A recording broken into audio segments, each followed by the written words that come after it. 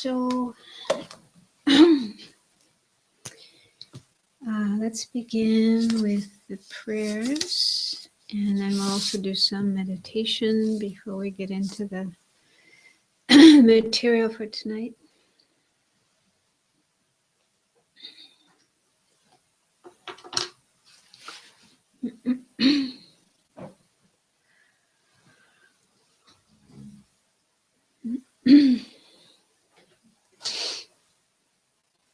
I go for refuge until I'm enlightened to the Buddha, the Dharma, and the Supreme Assembly. By the merits I create through listening to the Dharma, may I become a Buddha to benefit all sentient beings. I go for refuge until I'm enlightened to the Buddha, the Dharma, and the Supreme Assembly. By the merits I create through listening to the Dharma, may I become a Buddha to benefit all sentient beings. I go for refuge until I'm enlightened to the Buddha, the Dharma, and the Supreme Assembly. By the merits I create through listening to the Dharma, may I become a Buddha to benefit all sentient beings. Okay, so the next one is the Four Immeasurables, and we usually do this as a kind of meditation. So we read one line at a time and then pause a little while to reflect on the meaning and try to generate that particular immeasurable thought in our mind. May all sentient beings have happiness and the causes of happiness.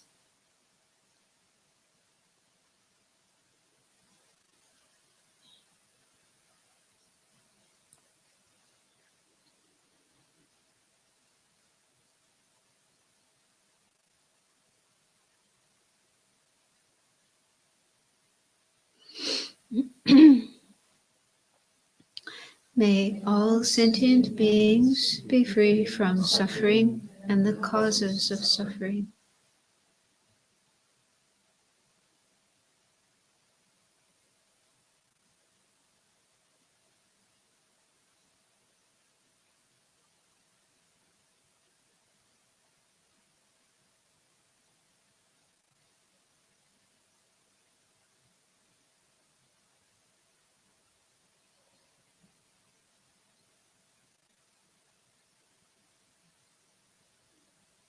May all sentient beings be inseparable from the happiness that is free from suffering.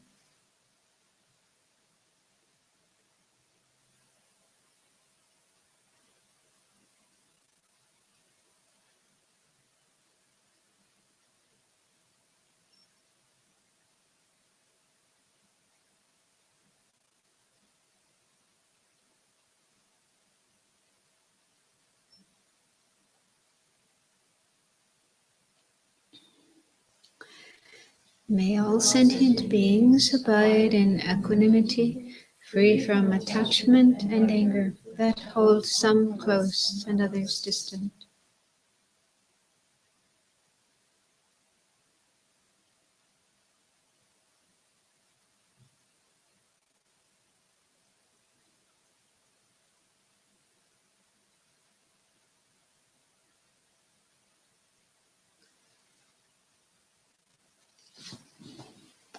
And then the seventh emperor.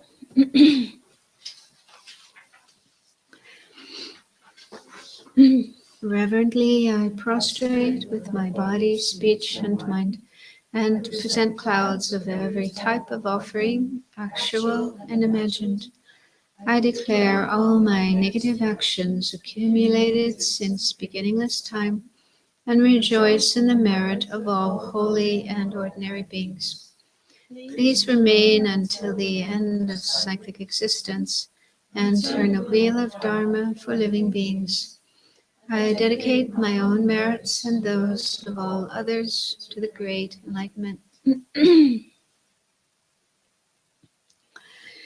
Lama Tunma Chomden De Deshin Shekpa Dra Chomba Yang Takpa Zope Sangye Pagyawa Shakya Tupala Chad Sala Choto Kyapsu Chi Wu. Om Muni Muni Maha Muni Soha. Om Muni Muni Maha Muni Soha. Om Muni Muni Maha Muni Soha. Om Muni Muni Maha Muni Soha. Om Muni Muni Maha Muni Soha. Om Muni Muni Maha Muni Soha.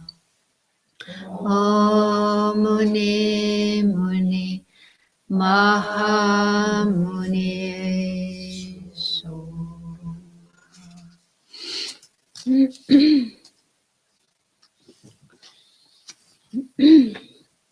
Okay, so let's do some meditation. And the first part of this period, we'll just do mindfulness of the breath or some other practice that you want. And then I will lead a little guided meditation related to what we talked about last week, looking at how phenomena are not independently or inherently existing, but are dependently existing, how they depend on other phenomena for their existence. So just reflect on that for a little while.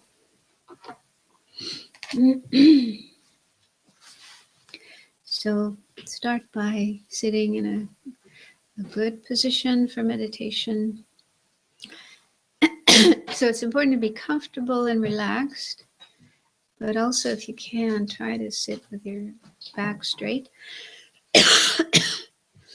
And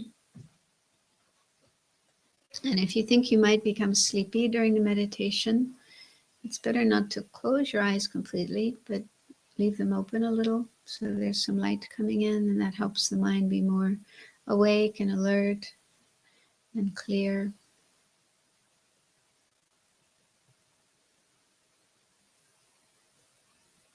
And then when you feel ready to, focus your mind, your awareness on the breathing, trying to stay with each full inhalation and exhalation of the breath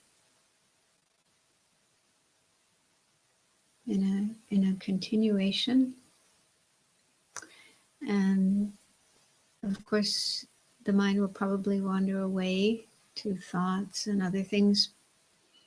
But as soon as you notice that, try your best to disengage from that other object, let it go, and return your awareness to your breathing. And remember that the thoughts, images, memories, feelings, and so on that arise in our mind are temporary or transitory. They're not permanent. So they are like clouds that come and go in the sky. So if we can just observe them in a neutral way without being attached, without having aversion or fear, just watching them come and letting them go, then they will go by themselves. So try to do that and just keep bringing your awareness back to the breath whenever it wanders away.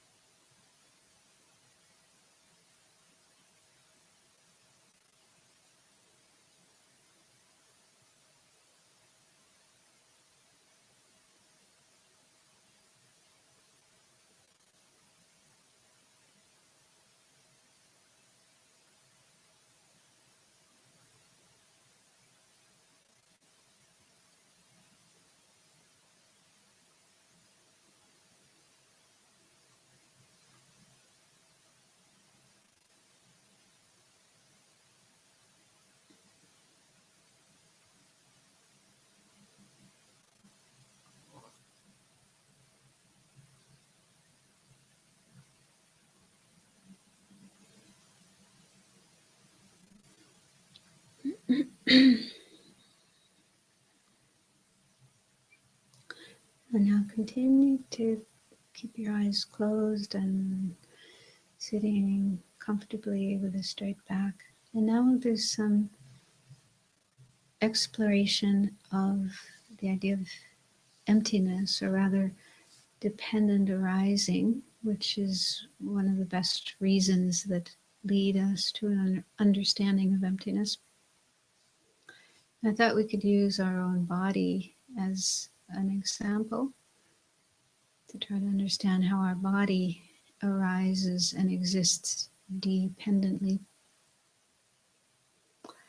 So the Madhyamika philosophers say that with regard to any object, our mind has a kind of instinctive, innate, intuitive sense that objects exist inherently from their own side, out there, on their own, totally separate, totally independent of anything else. So that's how things appear to us, due to our mind being under the influence of ignorance from beginningless time. Just naturally, instinctively, this is how things appear to our mind, and our mind just goes along with that, believes in that, grasps at that. So with our body, then we feel as if there's a real body existing on its own, from its own side, independently. So we can start to work on decreasing that tendency by contemplating how our body exists dependently, how it depends on other things, and therefore it can't possibly be independently existing. So one way our body exists dependently is causes and conditions. So our body hasn't been existing forever. It came into existence, as we know, at some point in time, some years ago. We were born from our mother's womb, and before birth, we were already inside of her womb. Our body was growing, starting from a very tiny, microscopic little fertilized egg, and then gradually grew into a fetus and a baby, and then we came out. So just think about that. Think about the origin of your body. This isn't something we can actually remember, but still we know from experience, we know from what happens with other people, how babies are born. So we can know that that is how our body came into existence.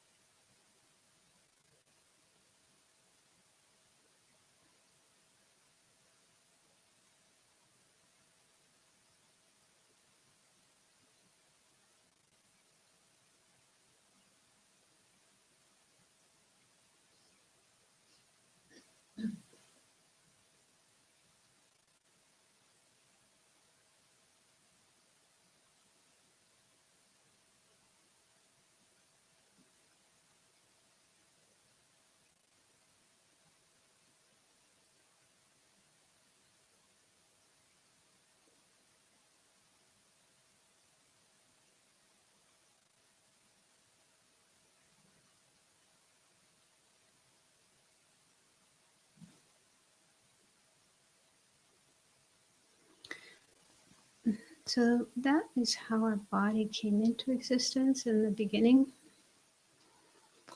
But our body is also dependent on causes and conditions to be able to continue to be alive and not die.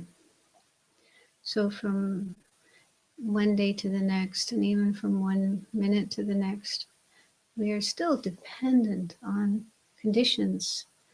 For example, we need food, we need liquids, we need the right temperature, we need shelter and clothing. And most importantly, we need air, oxygen. So if we are deprived of that, our body wouldn't last more than a few minutes. So even for our body to continue to exist as a body, a live body, a functioning body, we are dependent on things from one moment to the next. So in that way, our body doesn't exist independently.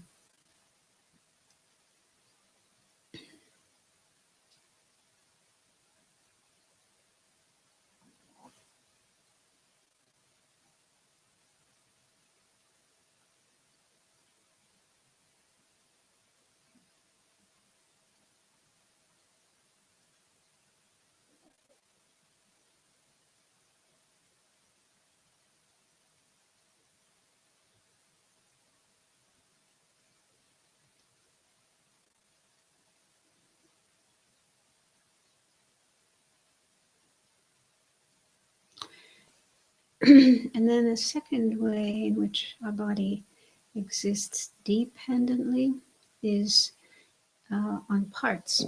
The body is made up of many parts. It isn't just one whole, partless, unified thing, but it has many different parts.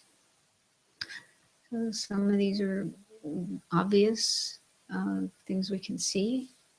So we have skin, blood, bones, organs. And then there are smaller parts that those bigger parts are made of. And these are not visible to our naked eye, but have to be seen under a microscope. Cells. And then at an even subtler level, there's molecules and atoms and so forth, down to extremely minute particles. And there's also a lot of space in between those particles. So our body is probably made of billions or even trillions, or maybe an uncountable number of parts if we consider all these very, very minute ones.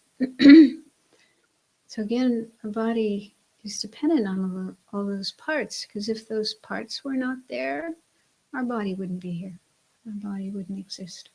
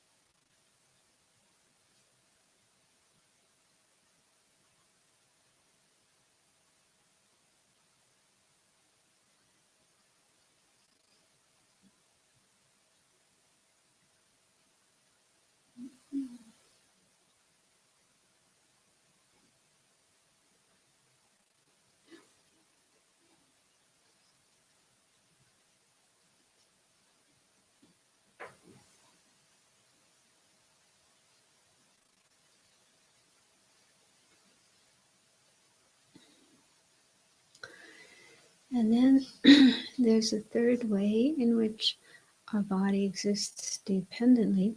This is more difficult to understand, but we can try. And that is, our body is dependent on being labeled or imputed by the mind, and specifically conceptual mind.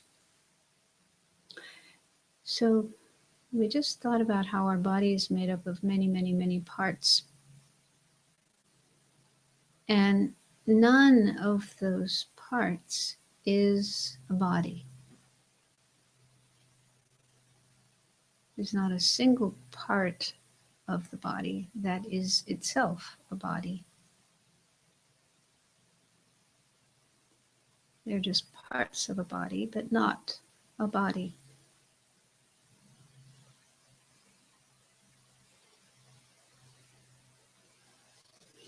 So body is really just a name or a term that is given to the collection of parts that make up the body. So the collection of skin, blood, bones, cells, molecules, atoms, and so on that make up this body. So that collection together is just called body. But body isn't something that exists on its own as a real thing you can point to. You can't point to something and say, right, that, right there, that's the body. Whatever you point to, your nose, your chest, your arm, it's just a part of the body, not a body.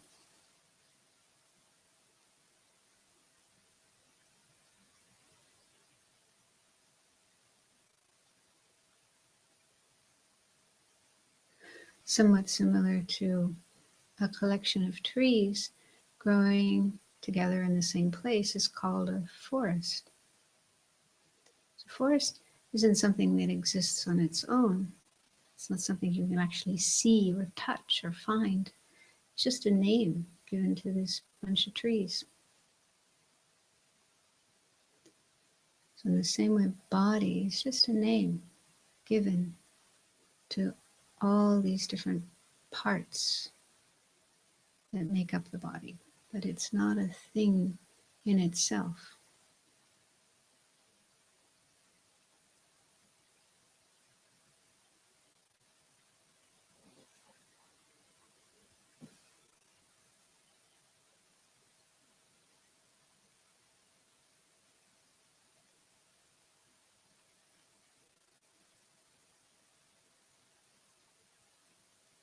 So without that process of the mind or minds conceptualizing and naming, giving the name body to this collection of material parts, physical parts, then there would be no body. It isn't something existing independently on its own.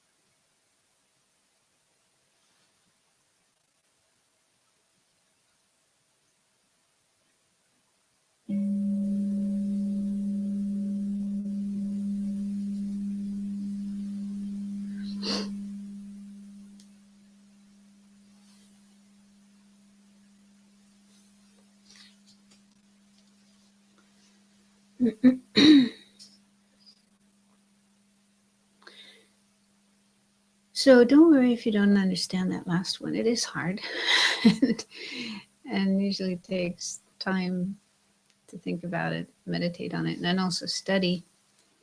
And also one very important element or factor in understanding emptiness is that we actually need to be able to recognize the way in which our mind sees things naturally, instinctively, intuitively, as if there was something real, as if that object really existed on its own, independently from its own side. That's what's, they call that the object of refutation, the object of negation. So the object of refutation is, for example, with our body, is, you know, an independently existing, inherently existing body existing on its own from its own side. And that's actually something quite subtle. It's very subtle. And also maybe because we're so used to seeing things in that way, so much part of our way of being and our thoughts and our feelings and experiences and perceptions all the time, that it's actually hard to kind of take a step back from that and actually see it. But that's actually, he said, that's the first thing you need to do to really understand emptiness. You have to see how you see things, the way in which you see things, as if they're really inherently independently existing. And then you use reasons like dependence. You think about how, okay, but my body depends on causes and conditions and parts and blah, blah, blah, blah, blah.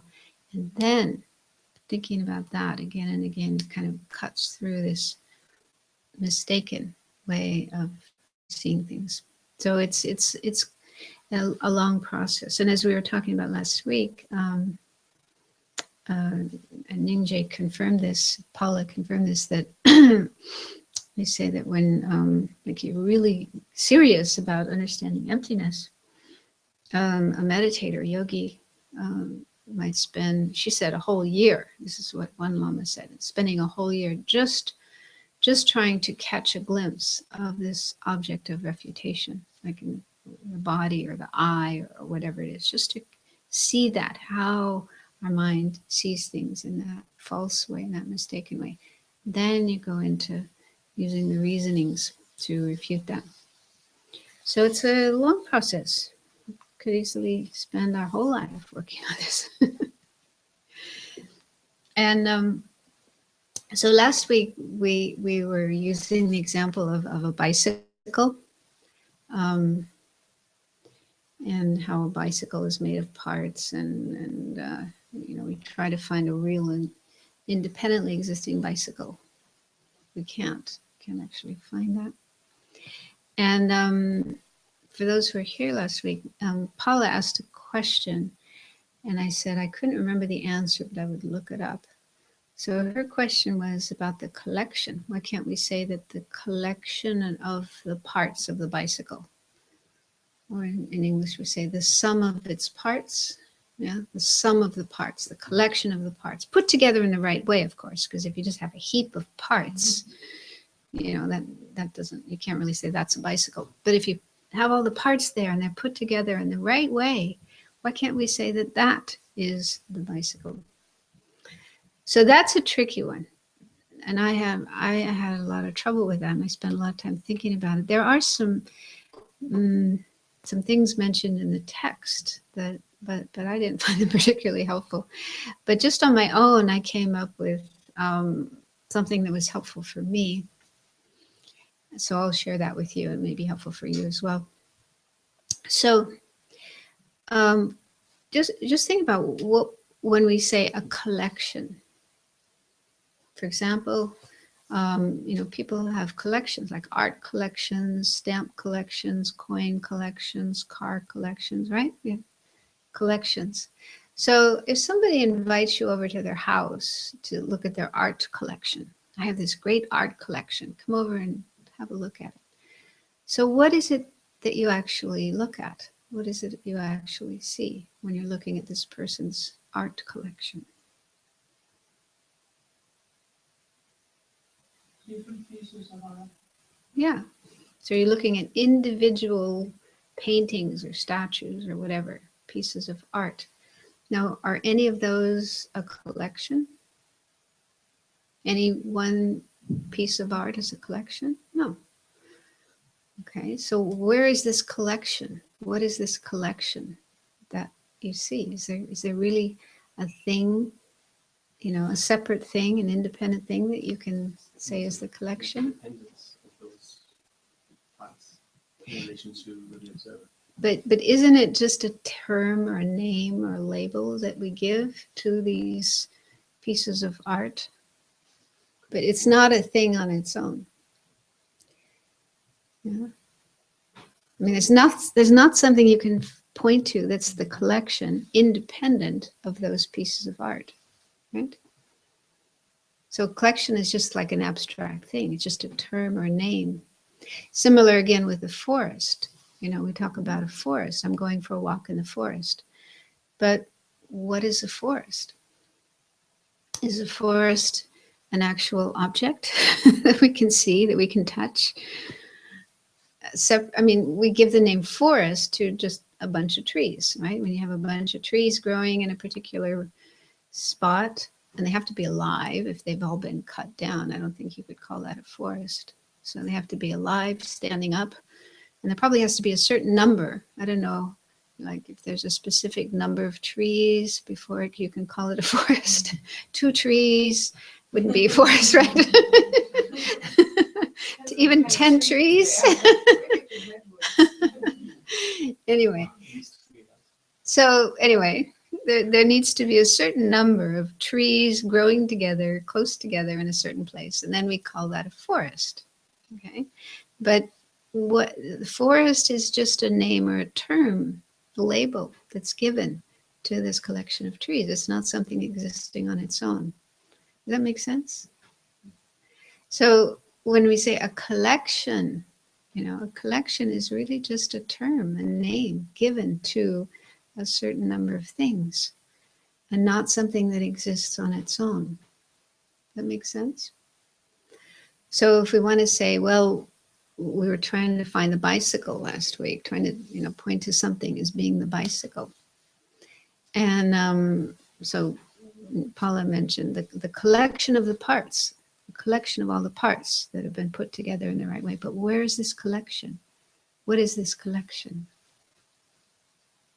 Yeah, for me, I see it. It's not something you can actually point to, because the point is, when we see a bicycle, especially if it's my bicycle, my wonderful, expensive, beautiful, wonderful bicycle, it feels like there's a real bicycle there, a real thing, and it's mine, and I enjoy, and I do all these things with, and so forth.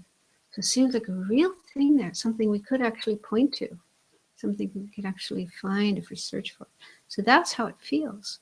But then when we try to do that, we try to actually find the bicycle, it disappears. It's none of its parts. None of the parts is a bicycle. And even the collection, the so-called collection, collection of parts is not really something we can point to, something existing on its own.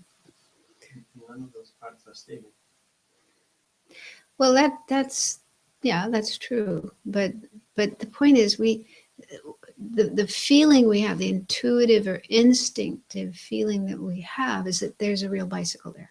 Because remember when I said, when we put all the parts together, if you get a kit, all the parts of the bicycle come in a box, and then you put it all together. So at first, when you just have all the parts, it's not a bicycle.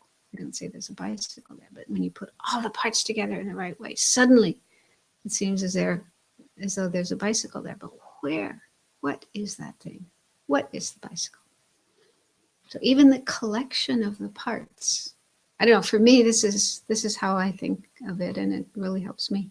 Even the collection of the parts isn't a real bicycle. Does that make sense? Anyway, think about it. That was just the answer to that question that Paula brought up. Another example that I heard one Lama give, and I thought this was really helpful as well, is money, like paper money, bills. Okay, let's say 1,000 kroner note. Okay, so if you're walking along the street and you see on the ground 1,000 kroner note, you'll probably get quite excited, right? And probably the reaction you have to that piece of paper is quite different than if it's just a piece of newspaper or a piece of tissue that somebody threw away or something, right? 1,000 kroner note. So you probably think, oh, wow. It seems as though it has some real existence, real importance, real value from its own side. You're not going to just walk by and leave it there, right? Probably. Like it's someone else's money. It's not mine.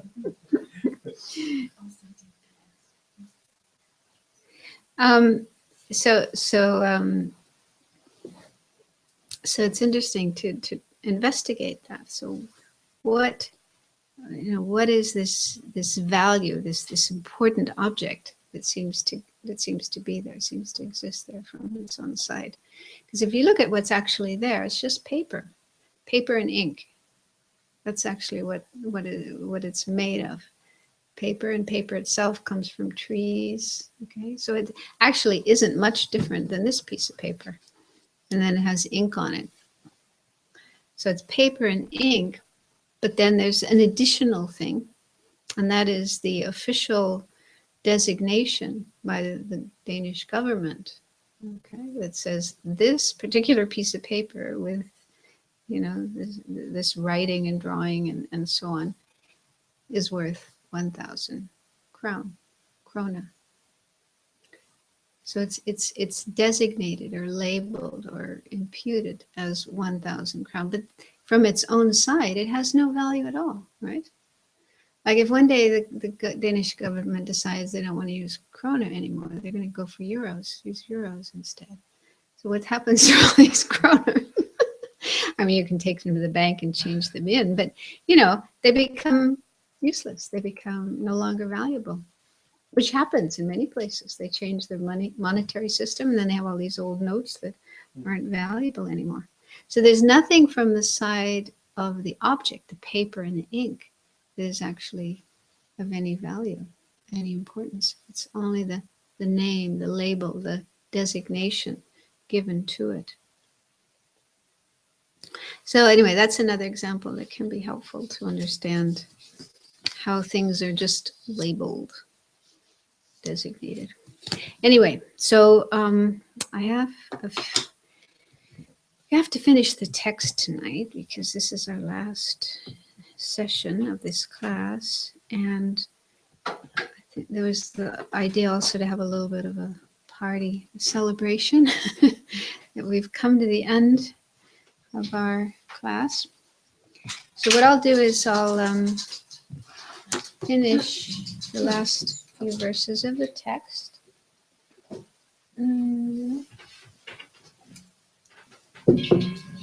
Maybe we'll go to about 8:30. And so if we can not have a break, and then at 8:30 we'll stop and have the party. And that's also good for the people who may be watching online, then they don't have to wait for us to have a long break.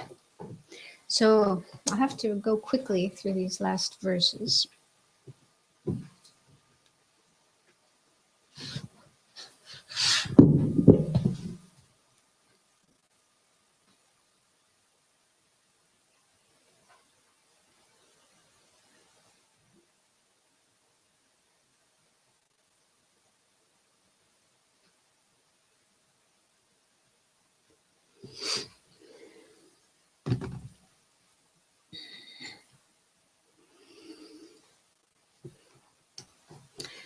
Okay, so once again, just to remind you of what we're doing, we've been going through this text. Something wrong?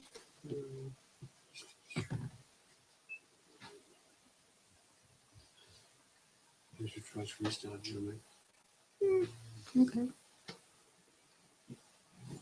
I'm sorry.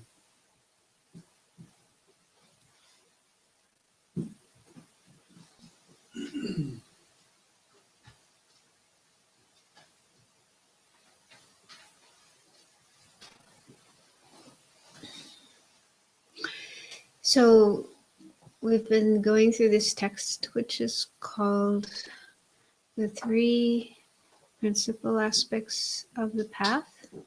And it's a sort of condensed version of the Lam Rooms, the stages of the path to enlightenment, looking at the three main realizations, which are renunciation, or the wish for freedom, the wish to become free of cyclic existence.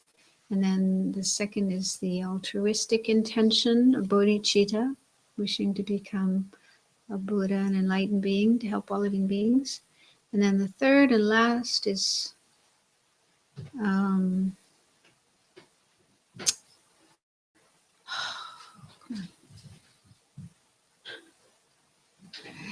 the correct view.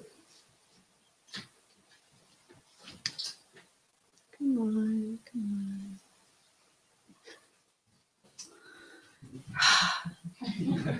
You can see my messy desktop. Yeah, Danish nails.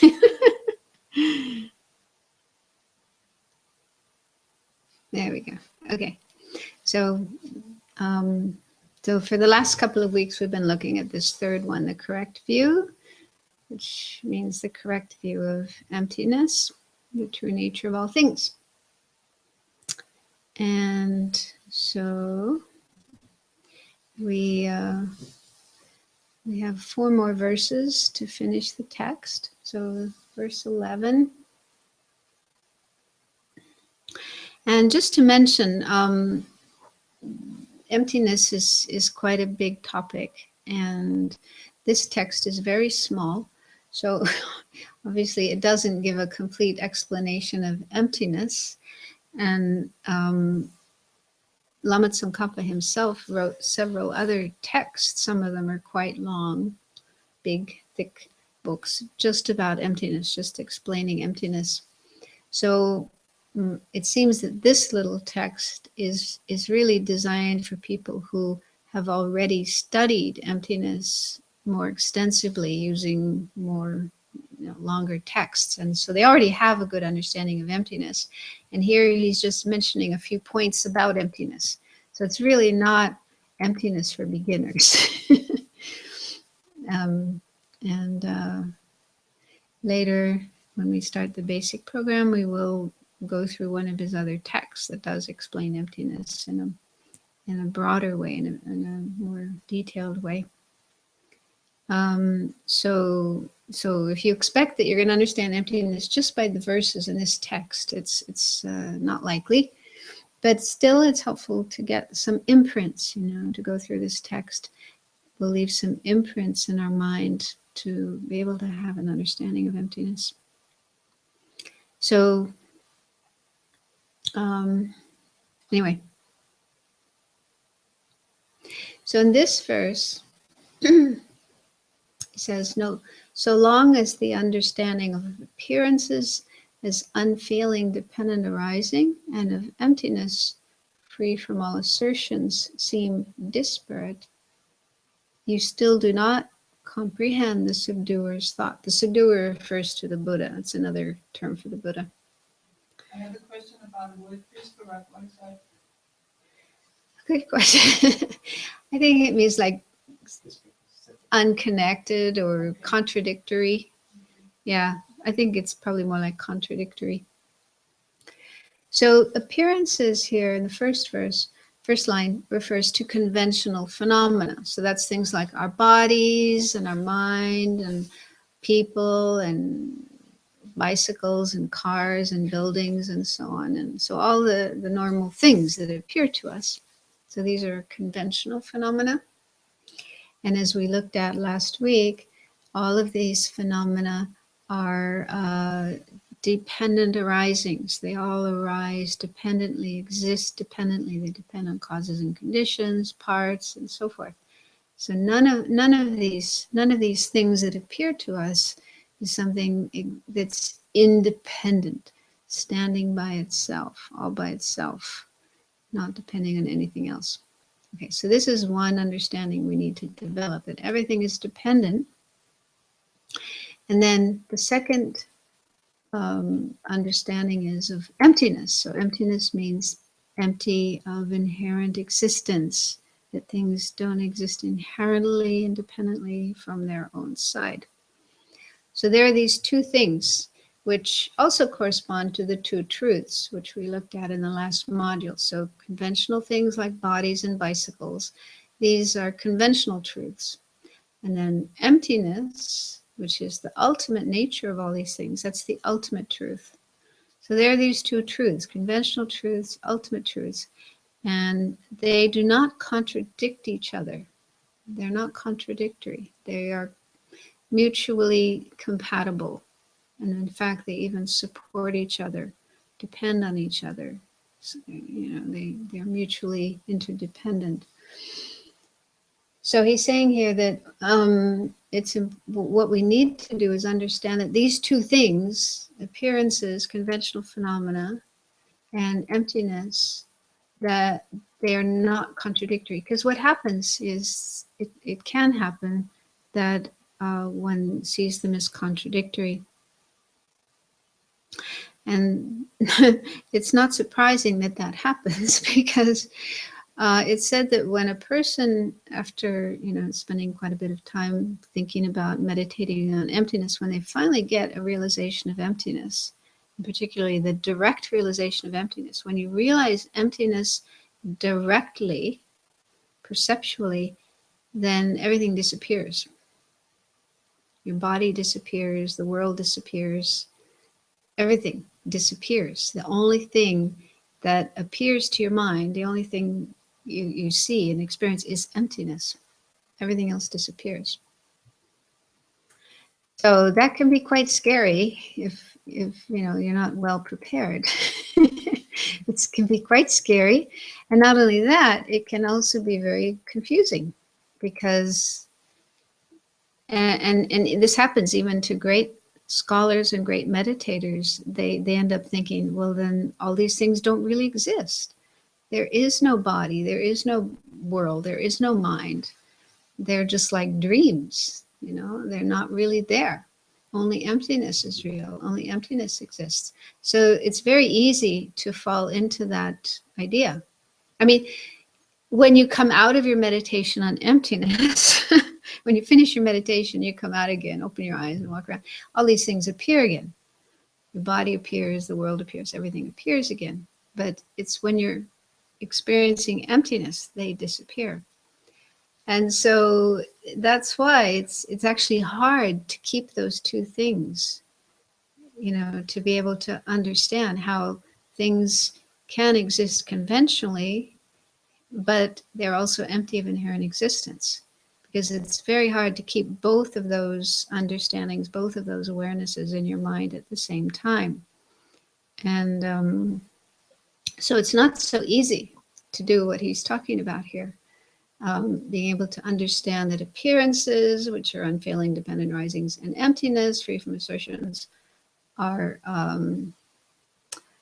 not disparate. They seem as if they are disparate. Does that make sense what I'm saying? I mean, I'm not talking from experience, but this is what they say. Those who have realized emptiness, who've experienced emptiness directly, it does become very difficult to understand how things exist conventionally when you realize emptiness. And then when you do come out of your meditation on emptiness and everything appears again, then it's very hard to keep in touch with the understanding of emptiness. You tend to lose your understanding of emptiness. So they say, actually, up until Buddhahood, up until you're an enlightened being, a fully enlightened being, a Buddha, you cannot hold both of those two things in the mind at the same time with direct perception. You can do so conceptually, but not directly. Only a Buddha is able to directly see emptiness and conventional things like bodies and bicycles at the same time. Even an arhat can't. No, only a Buddha. So that just shows how difficult it is to really have both of those understandings, both of those awarenesses at the same time. Lama Zopa said the same thing in the sun when he came. Yeah, but you can do it conceptually. So before Buddhahood, with conceptual mind, you can hold both of those understandings. But even that is difficult. So what Lama Tsongkhapa is saying here is that it's essential to see the two things, dependent arisings, conventional phenomena, and emptiness, as non-contradictory. They don't contradict each other. And if you do see them as contradictory to each other, you haven't found the Buddha's thought. You don't really understand the Buddha's thought. So this is actually not as easy as it may sound.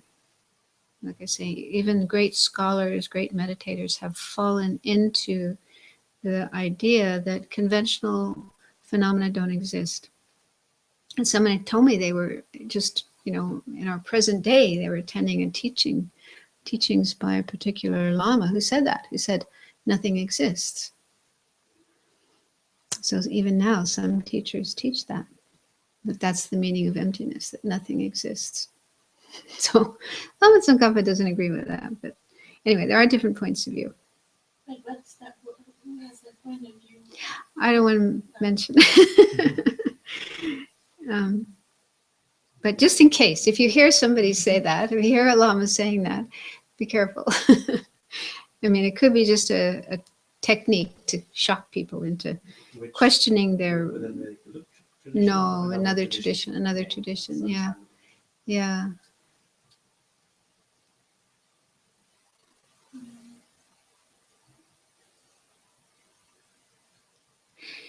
Okay. And one explanation that can help us understand the compatibility of emptiness and is that if things were not empty, then dependent arising would not be possible.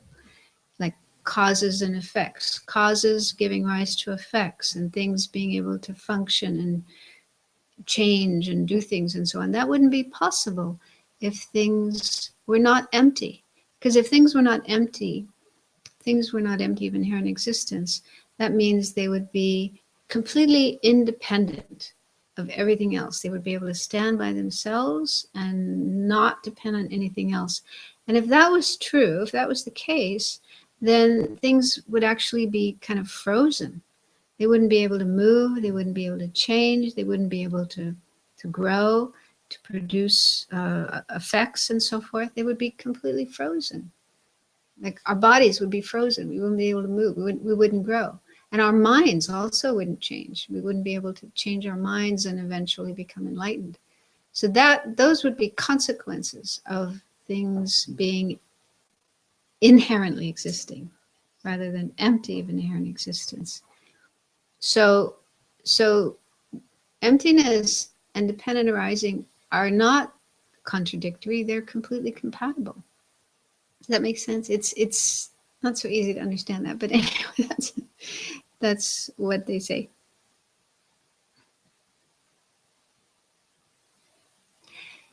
And this term in the third line where it says free from all assertions, emptiness free from all assertions. So Geshe Sonam Rinpoche said one way of understanding that is that it is said that emptiness, the way that emptiness is experienced by somebody who directly realizes it, like an Arya is a person who directly realizes emptiness. So when emptiness is directly realized, the way it appears, the way it's experienced is said to be inexpressible. It can't be expressed in words.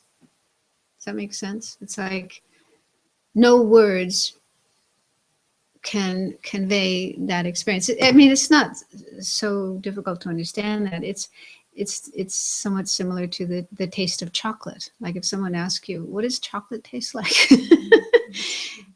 I mean, you can try to describe it, but whatever words you use will not convey the actual experience, right? You have to put it in your mouth and taste it, and then you know what it's like.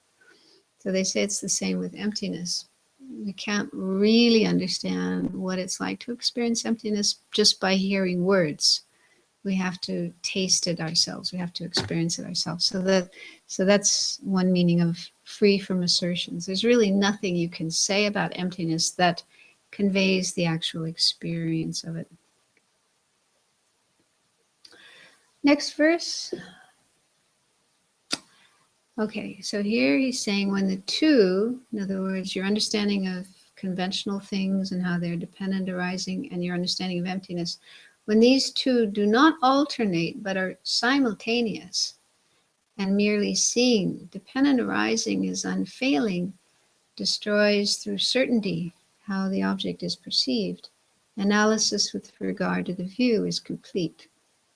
So here he's talking about how through continued study and meditation, your understanding of emptiness gets better and better and, more and more clear and correct. Eventually, you do get to the point where you can have simultaneous understanding. This is still conceptual, understanding of both things.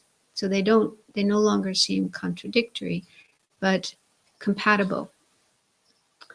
So you're able to understand both of the two things at the same time and how they actually support each other and they don't contradict each other. So in other words, your understanding of dependent arising, how things exist dependently, will support your understanding of emptiness, and vice versa. Your understanding of emptiness will support your understanding of dependent arising. Okay, so they support each other. And so that's the meaning of the first two lines. And then, or the first line rather. And then he says, merely seeing dependent arising as unfailing destroys through certainty how the object is perceived. So that means that when you see how things exist dependently, depending on causes and conditions and parts and mental labeling and so on, so that will destroy how the object is perceived. In other words, our usual way of seeing things is as inherently existing, independently existing, really out there from their own side. So you see through your own experience that things can't possibly exist that way. That way of existing is impossible. Okay, so your ordinary perception of things as inherently existing gets destroyed or dissolved. So when you get to this point, and this is really talking about high level, I think you have to work quite hard to get to that point. But he's saying at this point, your analysis with regard to the view is complete. So, but even at reaching this point, you're still not finished. You still have to go further because you need to have a direct realization of emptiness, not just a conceptual one. You need to directly realize emptiness. And directly realizing emptiness is what really eliminates ignorance and the seeds of ignorance, the imprints of ignorance, clearing that out of the mind. But that doesn't happen all at once. You have to go back into meditation on emptiness a number of times, again and again and again. It's like you're shaving away layer after layer of ignorance and its seeds and so on. So it's a gradual process. So, but realization of emptiness is a key element in this process. Okay, now this verse, I'm warning you, is difficult. If you thought the previous ones are difficult, this one's really difficult. Okay, it says further, when you know how appearances preclude the extreme of existence, and emptiness precludes the extreme of annihilation, and how emptiness appears as cause and effect, you will never be enthralled by wrong views. What does preclude mean? Preclude means prevent. Prevent something from happening. Like putting up a gate, like a barrier to stop something from happening. So here he's talking about how understanding these two things, dependent arising on one side, emptiness on the other, enable us to avoid falling into the two extremes. So we talked about the two extremes before. Do you remember what they are? Nihilism, or yeah. So yeah, that's one way of talking about them. Here, annihilation in the second line, that's the extreme of nihilism. And then the extreme of existence is another way of talking about eternalism or permanence. Okay, so nihilism or annihilation involves saying that things don't exist at all. Like, for example, if somebody says, my body doesn't exist. My body doesn't exist. I mean, it's possible. People might think, oh, the world doesn't exist. Nothing exists. Nothing is really there. So that would be the extreme of annihilation or the extreme of nihilism. So it's denying the existence, even conventional existence, of things which actually do exist.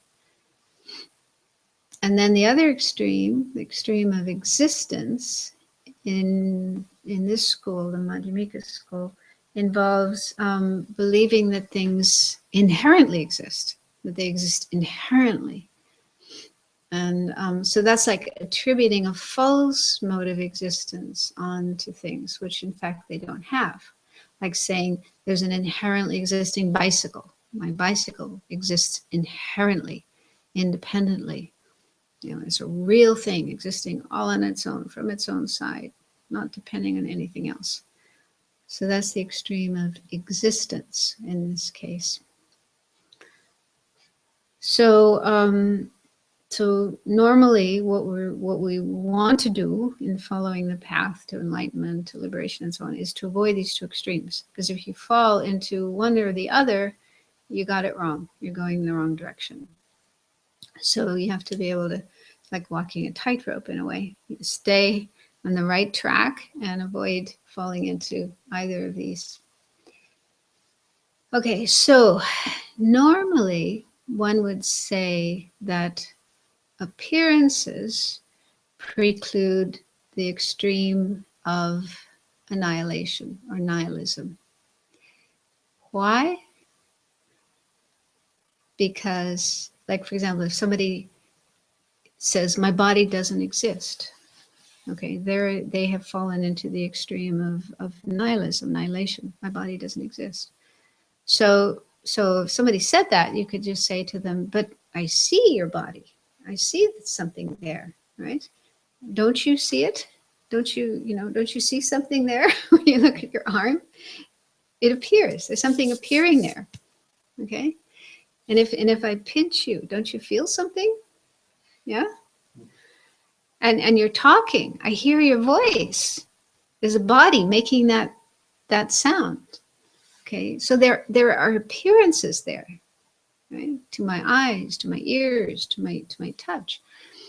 Okay, so appearances, the fact that things appear, that should eliminate nihilism, denying the conventional existence of things. Okay, so let me just finish this first. That's correct, okay? And then here he's saying something different, but let me get to that later. And then emptiness, normally we would say emptiness precludes the extreme of existence, because existence means inherent existence. So emptiness means things don't exist inherently. Things are empty of inherent existence. And so that should eliminate or prevent falling into the extreme of thinking that things are inherently existing. So that's what one would normally say, or would normally expect a Lama to say, writing a text like this. And it's correct. But what he's saying here is the opposite. He's saying appearances preclude the extreme of existence. Emptiness precludes the extreme of annihilation. So that's a bit counterintuitive. It's not what we would normally think. Are you following me? It's tricky. It's a bit like a koan. It's a bit like a brain twister. So it's not so easy to understand this. So what Geshe Sonam Rinchen says,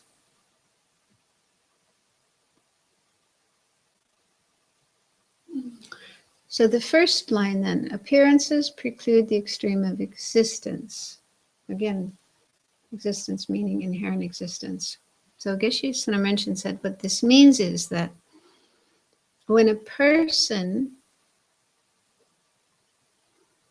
who has understood emptiness, if not realized emptiness, so when such a person sees appearances, they see bodies and bicycles and buildings and so forth, conventional things, conventional phenomena, then that helps them avoid falling into the extreme of existence, because they know, they're certain that appearances, these things that appear, conventional phenomena that appear, arise in dependence on many things. They arise in dependence on causes and conditions, parts, and so on. So when someone who's realized emptiness sees a bicycle, okay, the appearance of the bicycle to their mind is like a reminder, a reinforcement that things are dependently existing. That bicycle came into dependence on parts, and it came into existence depending on causes and conditions, parts, and so on. Okay, So that kind of reconfirms their understanding that it's impossible for the bicycle to exist inherently. So that helps them to avoid falling into the extreme of thinking that there's an inherently existing bicycle. That makes sense? A little bit? Again, we're talking about quite a high level of understanding and meditative experience here.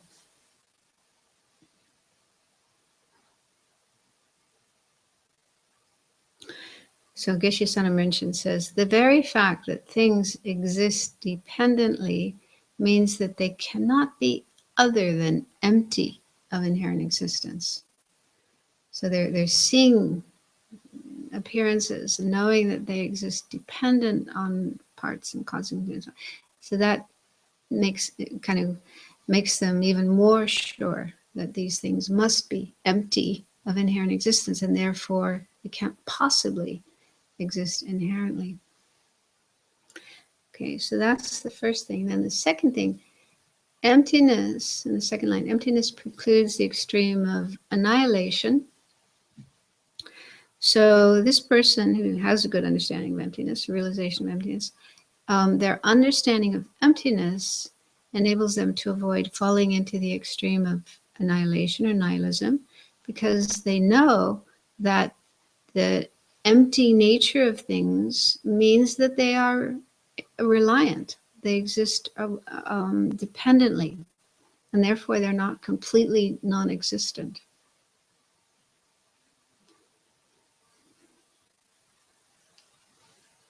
Yeah, you said that before also. I do not understand that. Just because there's emptiness, why does that prevent things from exist independently? Couldn't there be this table independently, even though there was no emptiness?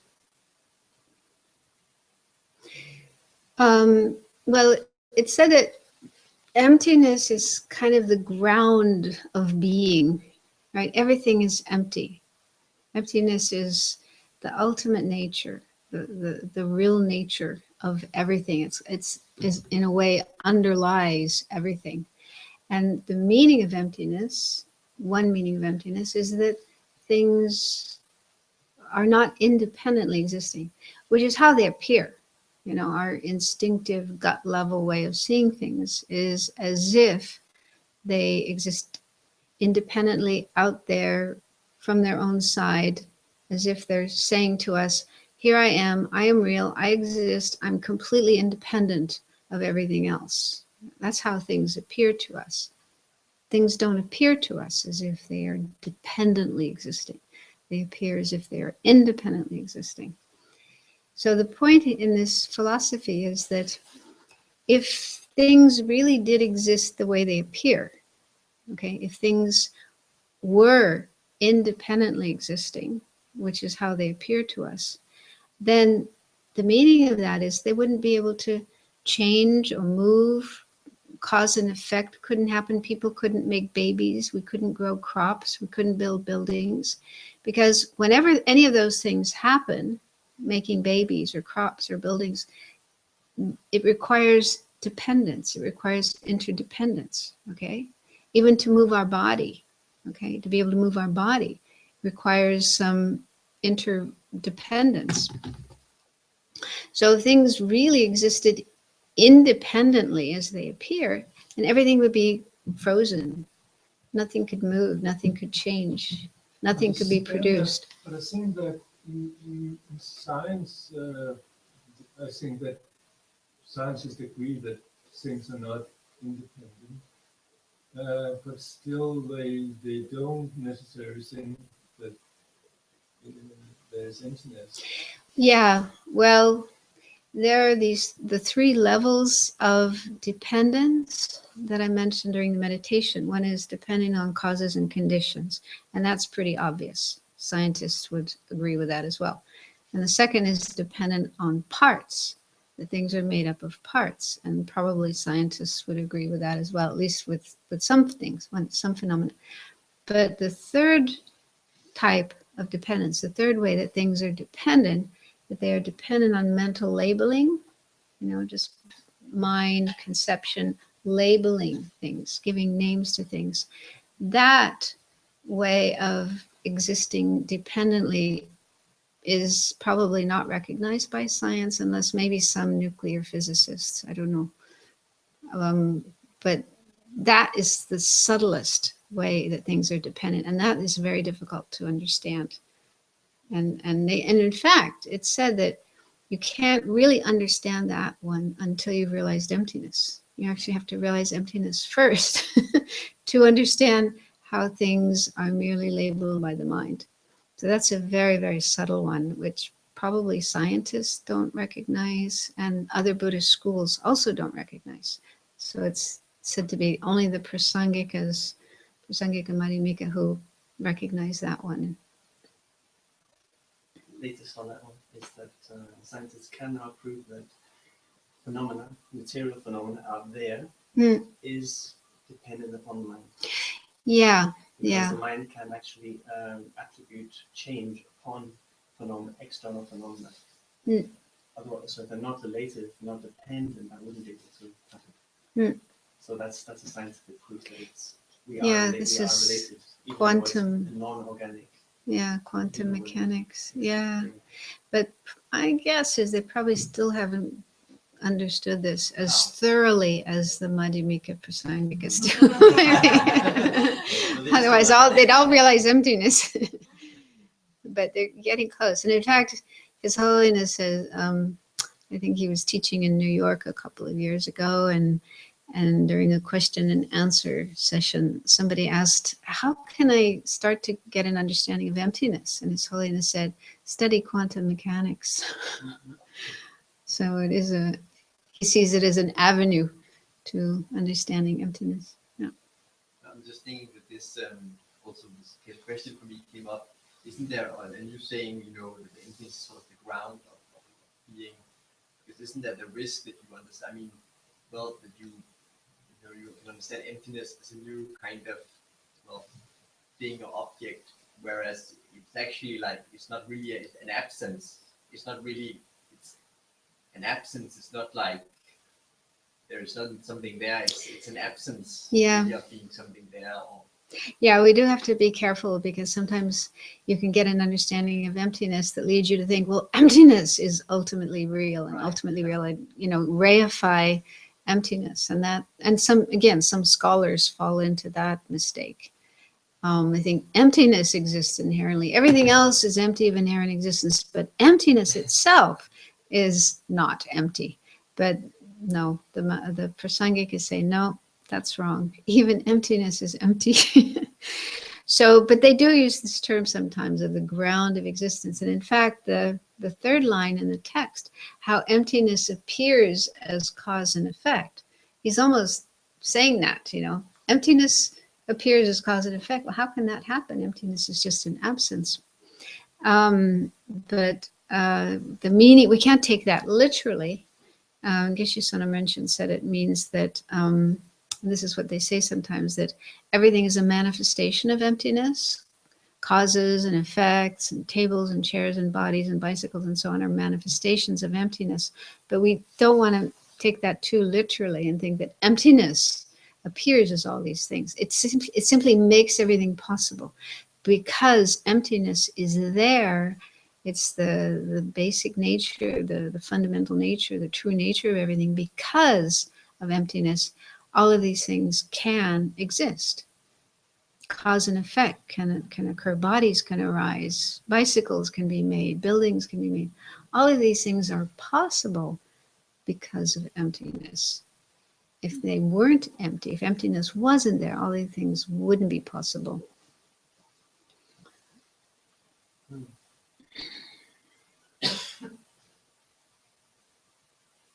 I think it's very interesting to put the opposite. So, if emptiness didn't exist, you can say that cause and effect were not related. Well, they wouldn't even happen. It wouldn't happen. So just to evolve up, it wouldn't come down. Yeah, If you put two parts together, they wouldn't be dependent. Yeah. And then I was thinking, the person who thinks nothing exists, it only exists in my mind, I'm just dreaming. So you try and wake them up. But I'm still dreaming. I'm dreaming that you're slapping me. I'm dreaming that I'm experiencing pain. So there's the ultimate delusion that everything is happening within the mind. And so how do they know that they're really awake? Now there's the person who jumps off the bridge and thinks they can fly. Because they think, well, I can fly. I can do anything that my mind says it can. So how do you wake that person up? To prove that these conditions exist. I think this is when the Zen Buddhists hit you with a cane. Yeah. So, until you realize that you are in pain, then you're still in this existence. Yeah. Yeah, I guess it depends if the person is open to hearing another point of view. Sometimes they're not. Sometimes they're just completely convinced they've got it right and they're not going to listen to anybody else. So anyway, just a little bit more to finish. So he says, if you can have these understandings, that how, appearances eliminate the extreme of existence, emptiness eliminates the extreme of annihilation, emptiness arises, cause and effect, then you will not be enthralled by wrong views. You will be able to avoid falling into such wrong views. And this is why it said that dependent arising, this reasoning of dependent arising, how everything exists dependently, is said to be the king of reasons, because by using this reason of dependent arising, we're able to understand how things exist conventionally.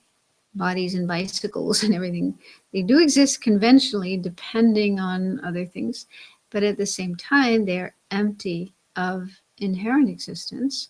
So in that way we're able to follow this middle way, the middle path, avoiding these two extremes of complete annihilation, thinking things don't exist at all, or eternalism or existence, that things are inherently existing.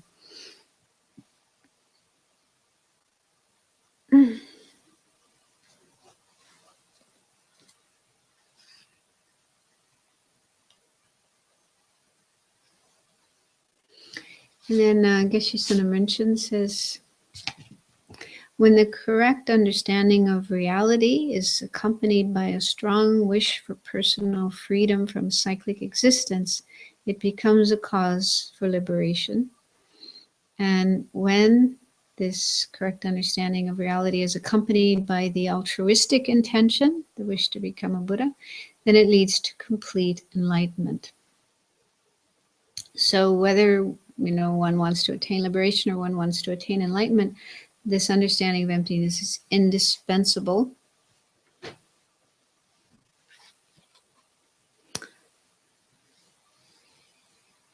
So just one more verse to end the text. This is a kind of summary of the text.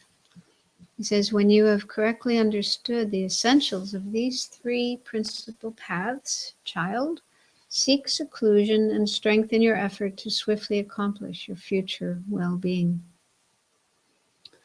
So he's just saying these three are very important. You need to understand them. And when you do understand them, then seek seclusion.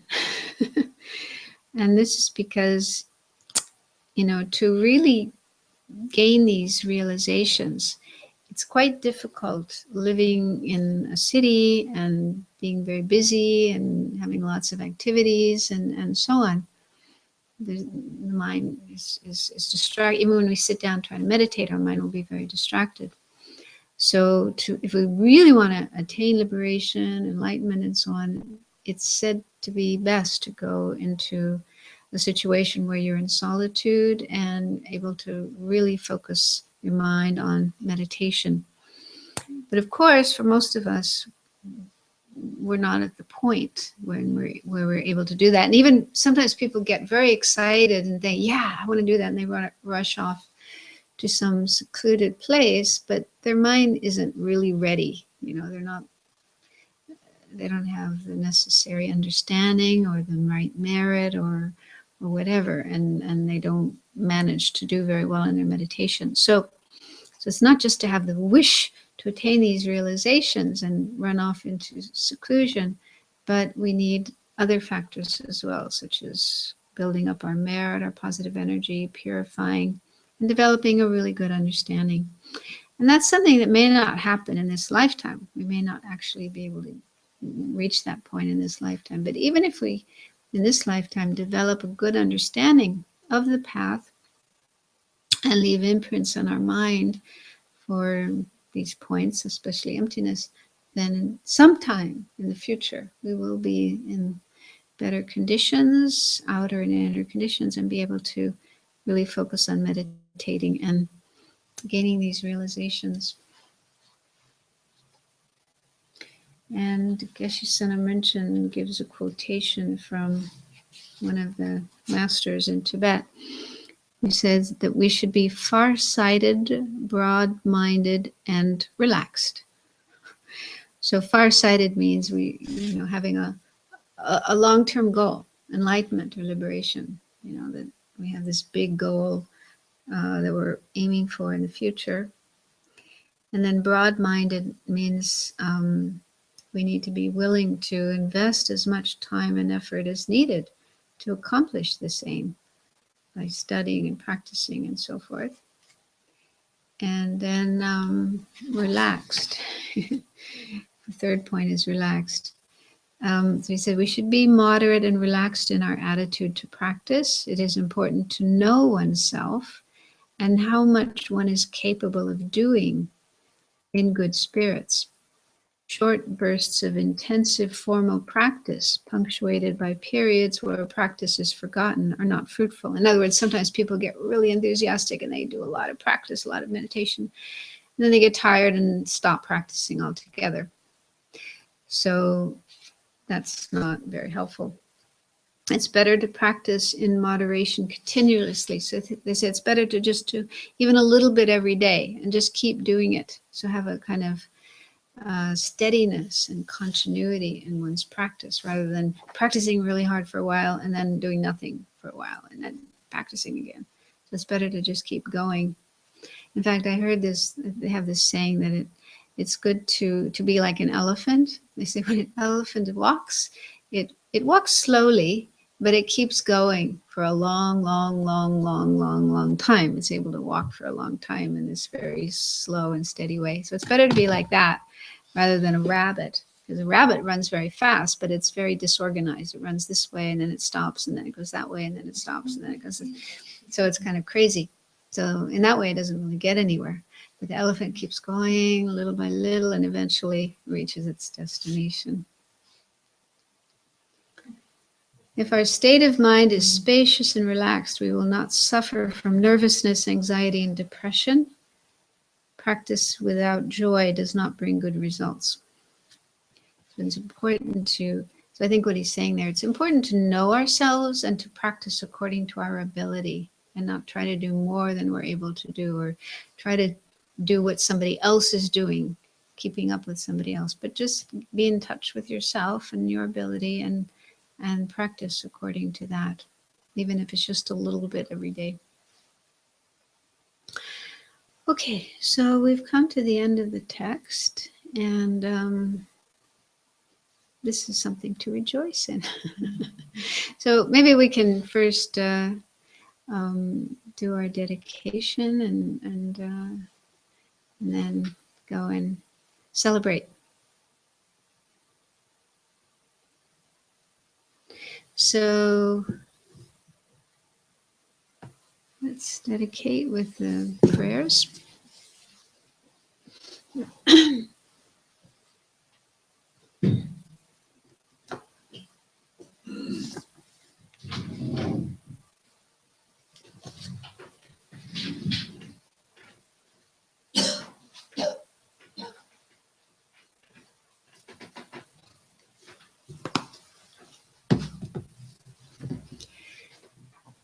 So we've been having classes for several months now, learning some basic points of Buddhist philosophy, and putting a lot of time and energy into trying to understand these points, meditating on them, and in some cases doing homework and exams to help us remember better what we're learning. So all this time and energy we've put into this class is very positive, very beneficial. It's important to remember that and to feel a sense of joy, rejoicing in that, like patting ourselves on the back for what we have done, so that we give ourselves encouragement to keep going and to do more, keep going in this direction. So try to feel that way. Try to feel a sense of joy or rejoicing in the good work that we have done, because this work is definitely a cause for us eventually to attain higher realizations, ultimately liberation and enlightenment, and then being able to benefit others, to help others become free of suffering and reach enlightenment as well. So it's definitely good for ourselves and good for others.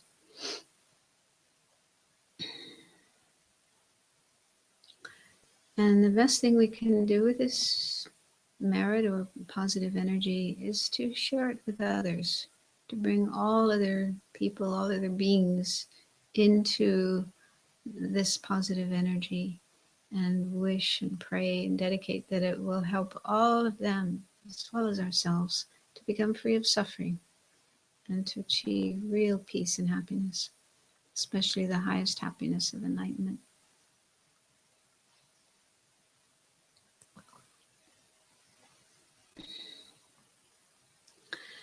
Okay, so let's recite the prayers.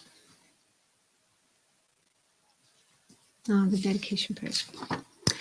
Due to the merits of these virtuous actions, may I quickly attain the state of a Guru Buddha and lead all living beings without exception into that enlightened state. May the supreme jewel bodhicitta that has not arisen arise and grow, and may that which has arisen not diminish, but increase more and more. In the land encircled by snow mountains, you are the source of all happiness and good. All-powerful Chenrezig Tenzin Gyatso, please remain until samsara ends. You who uphold the subduer's moral way, who serve as the bountiful bearer of all, sustaining, preserving, and spreading Manjunath's victorious doctrine, who masterfully accomplish magnificent prayers honoring the three jewels, Savior of myself and others, your disciples, please, please live long.